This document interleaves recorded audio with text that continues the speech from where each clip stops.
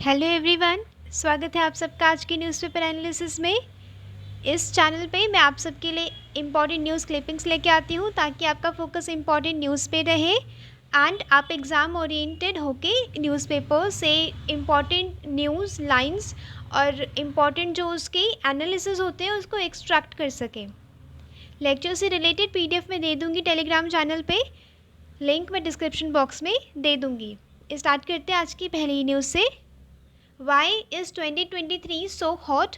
A rare Pacific Ocean volcano could be a culprit। यानी कि जो 2023 इतना हॉट हो रहा है ना, उसके पीछे वोल्केनो हो सकता है जो टोंगा में आया था। ये वाली न्यूज़ आपके लिए इम्पॉर्टेंट है प्रीलिम्स के पॉइंट ऑफ व्यू से। जीएस पेपर 2 जिसमें वोल्केनो आएगा, राइट, और जीएस पेपर 3 जिसमें इन्वायरमेंट एंड ग्लोबल वार्मिंग एक फैक्टर आएगा। ठीक है, तो इस न्यूज़ में क्या बोला गया था कि जो 2023 का जो एक फैक्टर हो सकता है कि ये इतना गर्म इस बार इतना वार्म क्यों है, राइट, उसके पीछे एक कल्प्रिट है। कौन है? टोंगा वोल्केनो। 2022 में आया था, blue for equivalent to 60,000 Olympic swimming pools. यानी कि जो उसने वाटर वेपर्स छोड़े थे ना स्ट्रेटोस्फेयर में, ये अंडर सी वोल्केनो था। अंडर सी वोल्केनो होने के चक्कर से क्या हुआ, स्ट्रेटोस्फेयर पे वाटर वेपर्स की बाढ़ आ गई थी। 60,000 ओलंपिक स्विमिंग पूल्स के इक्विवेलेंट था वो। और वाटर वेपर क्या होता है? एक नेचुरल ग्रीन हाउस होता है, नेचुरल ग्रीन हाउस गैस होती है। वाटर वेपर एक कैरियर होता है, उसे ट्रैप करके रखता है, राइट। वाटर वेपर के बाद कौन सा ट्रिगरिंग है फैक्टर? कार्बन डाइऑक्साइड का ज़्यादा जमा हो जाना एटमॉस्फेयर में, वायुमंडल में। ठीक है, तो वाटर वेपर उसने इतना सारा उसने रिलीज़ किया कि अब वो प्लैनेट को वार्म कर रहा है। A majority of volcanoes will have a cooling effect. Cooling effect कैसे होता है वो हम आगे पढ़ेंगे। इसमें ना स्ट्रेटोस्फेरिक जो एरोसोल्स होती हैं, मतलब वोल्केनो से जो एरोसोल्स रिलीज़ होती है ना, वो आगे जाके वो ऊपर जाके कूलिंग इफेक्ट बनाती है। यानी कि सन की रेज़ वहाँ से रिफ्लेक्ट होके चली जाती है, तो वो प्लैनेट को वार्म नहीं होने देती, सन की रेज़ नहीं आने देती। ठीक है, टोंगा वोल्केनो यहाँ पे एक एक्सेप्शन है, ये बिल्कुल वाइल्ड कार्ड है। ठीक है, जो इससे पहले कभी नहीं दिखा। समझते हैं टोंगा वोल्केनो, ये जनवरी 2022 में आया था। ठीक है, ये है पैसिफिक रिंग ऑफ फायर। आपने ज्योग्राफी में पढ़ा होगा, ये वाली होती है पैसिफिक रिंग ऑफ फायर। यहाँ पे क्या होता है, ये कॉन्टिनेंट, ये ओशन टू कॉन्टिनेंट कन्वर्जेंस है। ठीक है, ओशन टू कॉन्टिनेंट कन्वर्जेंस है। तो यहाँ पे क्या है, ज़्यादा चांसेस होते हैं भूकंप के, सुनामीज़ के एंड वोल्केनोज के इरप्ट होने के लिए, राइट। और टोंगा वोल्केनो की पोजीशन भी इसके पास है। पैसिफिक रिंग ऑफ फायर में भी टोंगा वोल्केनो एग्जिस्ट करता है। ये ऑस्ट्रेलिया की नीचे वाली पोजीशन में यहाँ पे है टोंगा वोल्केनो। ठीक है, ये रहा ऑस्ट्रेलिया, ये है न्यूजीलैंड, और उसके पास जो दिखाया गया है वो है टोंगा वोल्केनो। ठीक है, यहाँ पे कुछ छोटे छोटी आइलैंड्स हैं, इन्हीं में से एक है टोंगा, जहाँ पे अंडर वाटर, अंडर सी एक वोल्केनो इरप्ट हुआ था 2022 में। It is an under sea volcanic eruption consisting of 2 small uninhabited islands, Hunga Ha'apai, होंगा टोंगा। ये पास्ट फ्यू डिकेड्स में ना, कुछ 10 20 30 सालों में काफ़ी बार इरप्ट हुए हैं, पर ये वाला मासिव एक्सप्लोजन हुआ था इसमें। ठीक है, ये रफली एवरी 1000 ईयर्स, यानी कि 1000 साल बाद कोई ऐसा इरप्शन देखा जाता है वहाँ पे। ठीक है, वो ये वाला इरप्शन था कि 2022 में आपने देखा होगा, ये काफ़ी न्यूज़ में था, टोंगा वोल्केनो। इसमें huge volcanic eruptions can sometime cause temporary global cooling effect as sulfur dioxide is pumped into stratosphere। ये मैंने अभी आपको समझाया, स्ट्रेटोस्फेरिक एरोसोल्स की बात करी है मैंने। ठीक है, सल्फर डाइऑक्साइड रिलीज होती है जब वोल्केनो इरप्ट होता है, और ये चली जाती है एटमॉस्फेयर में एरोसोल्स बन के और एक कूलिंग इफेक्ट प्लैनेट को देती है। ठीक है, और मतलब टोंगा इरप्शन में क्या हुआ, initial satellite measurements indicated the amount of sulphur dioxide released would only have a tiny effect of perhaps 0.01 Celsius, यानी कि बहुत कम इफेक्ट होगा, यानी कि जो उससे सल्फर डाइऑक्साइड रिलीज हुई है उससे बहुत ही कम कूलिंग इफेक्ट होने वाला है, सिर्फ 0.01% का सेल्सियस का। राइट, इसका मतलब ये वाला जो टोंगा वोल्केनो है उसने प्लैनेट को वार्म किया था। एक यहाँ पे इम्पॉर्टेंट चीज़ देख लेते हैं, फ्यूल कूलेंट इंटरैक्शन, ये प्रीलिम्स के लिए इम्पॉर्टेंट है। If magma rises into sea water, यानी कि अगर सी अंडर सी अगर वोल्केनो है, जो मैग्मा उससे उठ रहा है तो वो सी वाटर से इंटरैक्ट करता है। सी वाटर का पानी ठंडा है, मैग्मा बहुत ही ज़्यादा 1200 डिग्री सेल्सियस पे रहता है गर्म। अब वो इंटरैक्ट करता है तो एक थिन शीट हो जाती है, यानी कि एक थिन शीट ऑफ स्टीम हो जाती है मैग्मा के आसपास। ठीक है, ये एक इंसोलेशन की लेयर हो जाती है उसके आसपास जो मैग्मा को कूल करती है। ठीक है, जैसे कि ये वोल्केनो है, ये समुद्र है, यहाँ से मैग्मा राइज हुआ, मैग्मा ये वाला जो मैग्मा है इसके आसपास एक शीट क्रिएट हो जाएगी। ठीक है, स्टीम की शीट क्रिएट हो जाएगी जब भी ठंडे पानी से इंटरैक्ट करेगा। इंटरैक्ट करने के बाद ये इससे कूल करेगा, जो मैग्मा है ना उसे सॉलिडिफाई करेगा, उसे कूल करेगा वहाँ पे। राइट, ये तब नहीं होता है जब ब्लास्ट होता है। जब ब्लास्ट होता है ना वोल्केनिक, जब मतलब अंडर सी वोल्केनो में जब ब्लास्ट होता है तो वो सारी वाटर वेपर्स को ऊपर लेके ब्लास्ट के रूप में आ जाता है, बिल्कुल बहुत बड़ा बड़ा ब्लास्ट कर देता है ये। ठीक है, जिस वजह से सारी वाटर वेपर्स, मतलब ज़्यादातर वाटर वेपर्स क्या हुआ, स्ट्रेटोस्फेयर में फैल गई, रिलीज़ हो गई। और ये कितना बड़ा नंबर है, जैसे कि 60,000 ओलंपिक स्विमिंग पूल्स स्ट्रेटोस्फेयर में फैल गया हो। Right, amid the unpredictability, however, sometimes scientists say climate change might make eruptions more frequent in certain areas, जैसे कि जहाँ पे जो एरियाज़ ग्लेशियर से ढके हुए हैं, जो वोल्केनो ग्लेशियर से ढके हुए हैं, अगर ग्लेशियर्स पिघल गए तो वो वोल्केनो भी अब एरप्ट होने लग जाएंगे। राइट, इसमें आपको ये चीज़ एक पॉसिबिलिटी दिखानी है इन्वायरमेंट में। और ये जीएस पेपर 2 वो जो टोंगा वोल्केनो की लोकेशन आपके लिए इम्पॉर्टेंट है, क्योंकि ये एक बार फिर से न्यूज़ में आया है। Ring of Pacific fire important है। रिंग ऑफ पैसिफिक फायर में क्या होते हैं, 2 टेक्टोनिक प्लेट्स हैं यहाँ पे, एक है ओशन वाली और एक है कॉन्टिनेंट वाली। तो कॉन्टिनेंट वाली ओशन से क्या कर रही है, मिल रही है, इंटरैक्ट कर रही है। तो इसमें क्या होता है, ओशन वाली भारी होती है, जो ओशनिक प्लेट होती है वो भारी होती है तो वो नीचे धंस जाती है, और जो कॉन्टिनेंट वाली होती है वो ऊपर होती है। तो यहाँ से मैग्मा को एक मार्ग मिल जाता है आगे आने के लिए, ऊपर उठने के लिए। इसीलिए इसे रिंग ऑफ फायर कहा गया है कि यहाँ पे वोल्केनोस बहुत ही आम बात है, सुनामी बहुत ही आम बात है। जापान की सुनामी याद होगी आप सबको, ये इसी की वजह से आई थी, ring of Pacific fire. Next important news important है जीएस पेपर 3 के लिए, टेक्नोलॉजी, जिसमें हम देखेंगे digitisation and agriculture.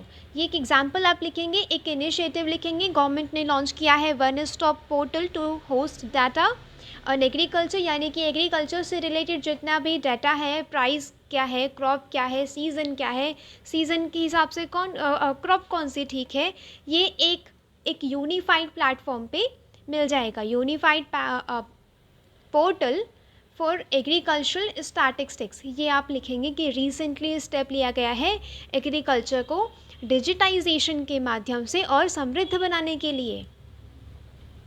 Right, developed by ministry of agriculture, launch किया गया है नीति आयोग के द्वारा। ये क्या है, was envisaged as a public good, यानी कि पब्लिक गुड्स पूरी जो किसान लोग हैं इसे यूज़ कर पाएंगे। Very users will benefit by reduce search cost मतलब क्या होता है कि जैसे कि वो मैंने जो ग्रेन्स प्रोड्यूस किए हैं ना, उसकी रेम्यूनरेटिव प्राइसेस के लिए मुझे सर्च करना ना पड़े, ठीक है, उसे ये रिड्यूस करेगा frictions, access to credible, granular and objective data. The platform is designed to generate crop estimates, integrate it with other system, other generating agriculture statistics such as price, trade, procurement, stock. इन सबको एक platform पे ला दिया जाएगा, इन सब के data को. ये वाला एग्जांपल आपको लिखना है जीएस पेपर 3 के लिए. छोटी छोटी सी भी कोई न्यूज़ होती है ना, वो आपको छोड़नी नहीं, आपको वो देखना है कि आप उसे कहाँ यूटिलाइज़ कर सकते हैं, ठीक है. जीएस पेपर्स में 1, 2, 3, 4 आप उसे किस तरीके से वो लिख सकते हैं, एग्जाम्पल के रूप में लिख सकते हैं कि कोई चैलेंज आप लिखेंगे, ठीक है, ऐसे करके आपको देखना होता है. नेक्स्ट इंपॉर्टेंट है, important for prelims and GS paper 3 defence के लिए. सेंटर क्लियर्स प्रपोजल, यानी कि 12 सुखोई 30 MKI फाइटर जेट्स को बाय करने के लिए क्लियर कर दिया गया है. ये पहली क्लियर है, ये अभी फाइनल मतलब फाइनल डील पक्की यहाँ पे नहीं हुई है, राइट. यहाँ पे क्या इंपॉर्टेंट हो जाता है, सुखोई ये रशियन ओरिजिन फाइटर जेट है. Twin jet multi role air superiority fighter developed by Russia, Sukhoi built under license by India's Hindustan Aeronautics Limited for Indian Air Force. A variant of Sukhoi Su-30 it is a heavy all-weather long-range मतलब fighter jet. आपको सिर्फ इतना ध्यान देना है, Sukhoi Su-30 MKI ये all weather heavy fighter jet Russian origin थे, right. ये ऐसे करके आपको प्रीलिम्स के लिए ये वाले फैक्ट याद रखने हैं, और मेंस के लिए फैक्ट याद रखना है. जब डिफेंस इक्विपमेंट्स की बात आती है तो हमने अभी ये रीसेंट डील ली है, अभी क्लियर किया था प्रपोज़ल, या तब तक जब तक मेंस आएगा तब तक ये वो भी हो जाए, फाइनल खरीद भी लिया जाए, राइट. फिर आप ये उसमें ये एक मतलब एग्जाम्पल लिखेंगे, पर अभी आप ये इस वाले एग्जाम्पल को छोड़ेंगे नहीं. नेक्स्ट इंपॉर्टेंट है जीएस पेपर 3 के लिए. एंड जो अपना जो इंटरनल सिक्योरिटी, जो टेररिज्म, आतंकवाद, स्टेट स्पॉन्सर टेररिज्म है, वो यहाँ पे इम्पॉर्टेंट हो जाता है. अनंतनाग में अटैक हुआ था टेररिस्ट का, जिसमें हमारे 3 ऑफिसर्स चले गए, उन्हें भावपूर्ण श्रद्धांजलि, ठीक है. यहाँ पे इम्पॉर्टेंट हो जाता है अपने लिए कि जो स्टेट स्पॉन्सर्ड जो टेररिज्म है उसका जम्मू एंड कश्मीर पे क्या अभी तक उसका फ़र्क है, क्योंकि 30 साल वहाँ के यूथ ने, वहाँ की जनता ने जो वॉयलेंस देखा है ना, उनका नेगेटिव सेंटिमेंट्स अभी ठीक नहीं होगा. हमें क्या करना होगा, हमें ये मतलब सतर्क रहना है कि अलग अलग माध्यम से आतंकवाद हमारे देश के अंदर एंटर ना करे. अलग अलग माध्यम से, लाइक जो नारकोटिक्स है, आपने पंजाब और कश्मीर का जो ड्रग इशू है उस पर वीडियो मैंने बनाई ही थी, राइट. उन सब के माध्यम से टेररिज्म हमारी कंट्री में अटैक ना करे, हमारे यूथ को डिस्ट्रॉय ना करे, ठीक है. ये वाला पहले तो हमें सतर्क रहना है, और दूसरा हमें पेशेंट रखना है, मतलब पेशेंस रखना है कि हमें धीरे धीरे मतलब यूथ के अंदर, वहाँ की जनता के अंदर भारत के लिए पैट्रियटिज्म लेके आना होगा. In the 4 years after amendment of Article 370, we have achieved a great deal by focusing on neutralizing Pakistan proxy war networks, targeting overground workers. Overground workers जो होते हैं OGWs, reducing filtration to trickle infiltration, यानी कि हमने क्या जो पाकिस्तानी जो sponsored जो टेररिज्म था ना, उसमें वो काफ़ी रिड्यूस हुआ है, ठीक है. रिड्यूस हुआ है, पर इसका मतलब ये नहीं कि ख़त्म हो गया है. सतर्क हमें रहना पड़ेगा अभी भी. पाकिस्तान ने ना इसमें इन्वेस्ट कर रखे हैं रिसोर्सेज, टाइम दिया है अपनी एनर्जी एंड मैन पावर को प्रॉक्सी वॉर के लिए 30 सालों तक कम से कम. वो इतनी जल्दी हार नहीं मानने वाले, ठीक है. वहाँ पे आपने पीस इस्टेब्लिश किया है, इट इज़ गुड, पर ये बिल्कुल आपको आराम से बैठ नहीं जाना है, ठीक है. वहाँ पे टेररिज्म का खात्मा करने के लिए अभी भी आपको स्टेप्स लेने पड़ेंगे.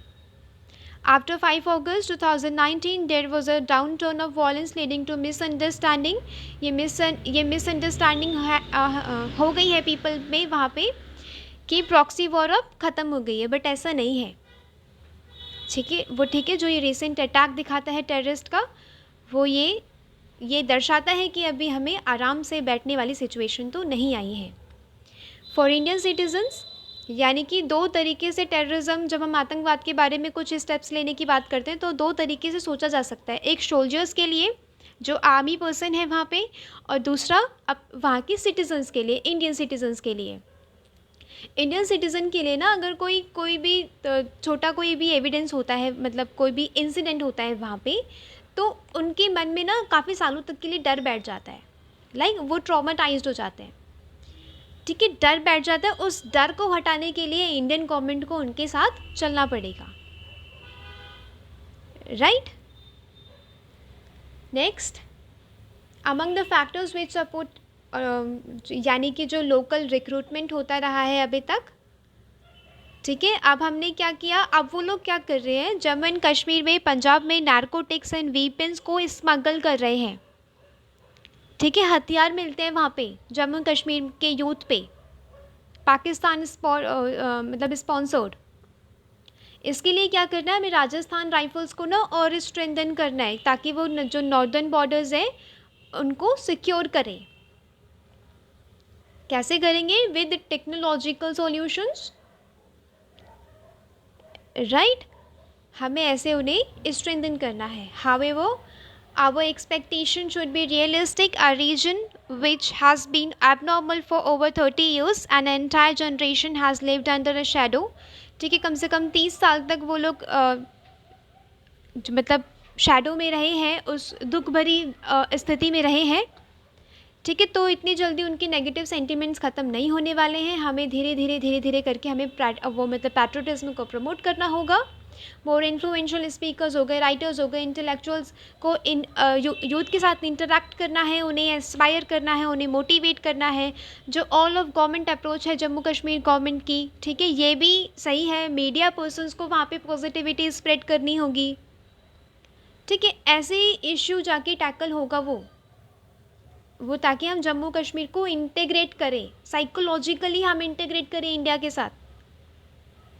ठीक है, वहाँ के यूथ को हम इंडिया में लेके आएँ साइकोलॉजिकली। नेक्स्ट इम्पॉर्टेंट है जीएस पेपर 2 हेल्थ के लिए। आयुष्मान भारत से रिलेटेड जो द्रौपदी मुर्मू हैं, उन्होंने क्या किया है, आयुष्मान भवः लॉन्च किया है, कैंपेन लॉन्च किया है। तो उसी से रिलेटेड ये बहुत इम्पॉर्टेंट है। ठीक है, ये जीएस पेपर 2, अगर आयुष्मान भारत पे कोई क्वेश्चन आता है हेल्थ पे, तो ये पूरा का पूरा आंसर है आप सबके लिए, बट आपको चैलेंजेस देखने होंगे। आयुष्मान भारत प्रोग्राम लॉन्च हुआ था 2018 में, जिसमें यूनिवर्सल हेल्थ कवरेज की बात की गई। It aims to provide a comprehensive health services, health care services for everyone, no matter वो कहाँ रहते हैं या उनका इकोनॉमिक स्टेटस क्या है। ठीक है, एक holistic and need based approach यहाँ पे देखा गया। ये कवर करता है prevention, promotion, care across primary, secondary and tertiary level. ठीक है, प्रधानमंत्री जन आरोग्य योजना भी ये कवर करता है। कैंपेन वो लॉन्च हुआ है कौन सा, Ayushman Bhav by Draupadi Murmu. It focuses on comprehensive coverage, developing awareness. यहाँ पे जो प्रधानमंत्री जन आरोग्य योजना है उसके लिए पूरी मतलब अवेयरनेस को डेवलप करने की बात यहाँ पे कही गई है। जो लास्ट माइल डिलीवरी है, राइट, कि कोई भी घर छूटना नहीं चाहिए, यूनिवर्सल हेल्थ कवरेज जो एम है गवर्नमेंट का उससे। ठीक है, कुछ screenings and management of disease यहाँ पे होगा, जैसे कि tuberculosis, hypertension, sickle cell disease and diabetes in villages as well as urban wards. ये अंत्योदय प्रिंसिपल के साथ आया है। वो अंत्योदय प्रिंसिपल मैंने आपको बताया था, अंत का उदय, यानी कि जो अभी अनटच्ड हैं, जिन्हें सर्विस की डिलीवरी नहीं हो पाई है, उनका भी उत्थान हो इस सर्विस से। To facilitate the campaign will have facilities होंगी कौन सी, सेवा पखवाड़ा, स्वच्छता पखवाड़ा होगा। Right, Ayushman Bharat reach using 3 core pillars. यहाँ पे 3 कोर पिलर्स हैं, ये वाला आपको लिखना है। आयुष्मान आपके द्वार 3.0, आयुष्मान सभा and Ayushman Mela. These pillars enhance service delivery bye focusing on comprehensive coverage. ठीक है, कॉम्प्रीहेंसिव कवरेज करेगा सारे सेक्शंस के लोग, राइट। जो वीकर सेक्शंस हैं उन्हें भी इंक्लूड किया जाएगा, कहाँ रहते हैं क्या करते हैं कुछ फ़र्क नहीं, right. But comprehensive primary secondary tertiary career provide कराएगा। Collaborating awareness building and community centred efforts. यहाँ पे देख लेते हैं पहला कौन सा है, आयुष्मान आपके द्वार। आयुष्मान आपके द्वार के तहत क्या हो रहा है, every eligible family in the country will be registered for Ayushman card. ठीक है, आयुष्मान कार्ड के लिए सारी फैमिली रजिस्टर करी जाएंगी। प्राइमरी ऑब्जेक्टिव क्या है कि जो एलिजिबल बेनिफिशरीज हैं वो छूटे ना, living no one without access to affordable health care services. दूसरी है आयुष्मान सभास। इसमें क्या होगा, will serve as a platform for citizens to gain knowledge about communicable and non communicable diseases. ठीक है, अवेयरनेस प्रोवाइड कराई जाएंगी, उन्हें नॉलेज मिलेगी कि कौन सी कम्युनिकेबल डिजीजेज हैं, कौन सी नॉन कम्युनिकेबल हैं। उनके कंसर्न्स को देखा जाएगा हेल्थ केयर सर्विसेज में, हेल्थ केयर सर्विसेज से रिलेटेड जो उनकी कंसर्न्स हैं, लाइक डॉक्टर्स उपलब्ध नहीं होते, नर्स उपलब्ध नहीं होती, लेट में ट्रीटमेंट स्टार्ट होता है, ऐसे करके जो उनके इश्यूज़ हैं ना वो वहाँ पे टैकल किए जाएंगे आयुष्मान सभा में। Promoting social accountability of healthcare system and exemplifying the principle of जन भागीदारी से जन कल्याण। ये आपको लाइन मेंशन करनी है जब आप जीएस पेपर 2 हेल्थ में लिखेंगे कि आयुष्मान भवः आयुष्मान सभा या आयुष्मान भारत योजना के तहत क्या हो रहा है, जन भागीदारी से जन कल्याण का भी एक प्रोविज़न है। ठीक है, जन की भागीदारी नहीं होगी तब तक जन का कल्याण नहीं होगा।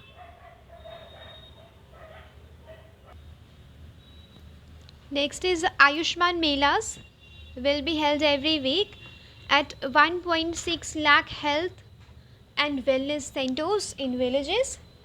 They also have to take place at community health centers organized by medical colleges at block levels। यानी कि कम्युनिटी हेल्थ केयर जो मतलब सेंटर्स हैं उस पर आयुष्मान मेला लगाया जाएगा जहाँ पे स्प्रेड करी जाएंगी अवेयरनेस। ठीक है, वुलनरेबल एंड इम्पोवरिश्ड पॉपुलेशन के लिए। The anticipated outcome of the transformation of every village and urban ward into an Ayushman gram panchayat. ठीक है, हर सारे जो गांव हैं या अर्बन वार्ड हैं उसे आयुष्मान ग्राम पंचायत में ट्रांसफॉर्म कर दिया जाए। Advancing holistic and sustainable development at the grass root. Grass root level क्या होता है, निचला स्तर, सबसे बॉटम वाला स्तर होता है जो, ठीक है, जहाँ से डेवलपमेंट अगर होगी तो वो सही इम्प्लीमेंटेशन होता है, एक एक्चुअल इम्प्लीमेंटेशन होता है स्कीम का, राइट। क्योंकि अगर ग्राउंड लेवल को अगर नहीं फ़र्क पड़ा तो आप कितनी भी बड़ी बड़ी आप स्कीमें लेके आइए, कोई फ़र्क नहीं पड़ने वाला, राइट। कोई डेवलपमेंट नहीं होने वाला, इंक्लूसिवनेस नहीं होने वाली। नेक्स्ट इंपॉर्टेंट यहाँ पे मुझे एक लाइन दिखी थी, ancient wisdom found in this verse, यानी कि जो पीएम मोदी अपने आप को कहते हैं कि देश का सेवक है, वो कौन से प्रिंसिपल पे चलते हैं, जो बृहद्रण्यक उपनिषद में मिला है, सर्वे भयन्तु सुखिनः सर्वे सन्तु निरामया सर्वे भद्राणि पश्यन्तु मा कश्चित् दुखद भागवते। इसका मतलब क्या होता है, वे may all be happy, may all be free from illness, may all see what is auspicious, may no one suffer in any way. यहाँ पे ये वाला जो श्लोक है ना, ये आपको लिखना है, अपने एस्से में यूज़ करना है, जहाँ पर आपको एस्से आएगा हेल्थ पे, या आप एक हेल्थ का एक डायमेंशन आप प्रेजेंट करेंगे या सोसाइटी का डायमेंशन प्रेजेंट करेंगे, तो आप ये जो श्लोक है वो लिखेंगे। पहले आप ऐसे लिखेंगे जब वो जैसे लिखा है ना इसमें इंग्लिश वाला, राइट, ये इंग्लिश में, और उसके बाद क्या है, आप क्या करेंगे, उसे इंग्लिश में ट्रांसलेट करेंगे। आयुष्मान भव is the embodiment of the same commitment यानी कि जो हेल्थ केयर डिलीवरी के लिए आयुष्मान भारत एक बहुत बड़ा माइलस्टोन है, एक माइलस्टोन स्टेप है। It fosters the prospectus of robust health for every citizen and the nation as a whole. ठीक है, सब जो जितने भी सिटीजन्स हैं उन सब के लिए क्या करना है, हेल्थ इज़ इम्पॉर्टेंट, राइट। और health and education human capital का भी पार्ट कॉन्स्टिट्यूट करते हैं। हेल्थ ठीक होगी तभी वो लोग प्रोडक्टिव हो पाएंगे, तभी हमारे देश की जनता प्रोडक्टिव हो पाएगी। ठीक है, ये आपको लिखना है। आज की न्यूज़पेपर में था बस इतना ही। ऐसे पढ़ते हैं न्यूज़पेपर ताकि आप सिर्फ इम्पॉर्टेंट न्यूज़ पे आपका ध्यान रहे और इम्पॉर्टेंट चीज़ें आप एक्सट्रैक्ट करके अपने एग्ज़ाम में लिखें, समझें एंड अपने इंटरव्यू के लिए पर्सपेक्टिव्स क्रिएट करें, राइट। लेक्चर से रिलेटेड क्वेश्चंस की पीडीएफ में दे दूंगी टेलीग्राम चैनल पे, लिंक मैं डिस्क्रिप्शन बॉक्स में उसकी दे दूंगी, आप ज्वाइन कर सकते हैं। तो मिलते हैं कल। Thanks for watching, thank you so much.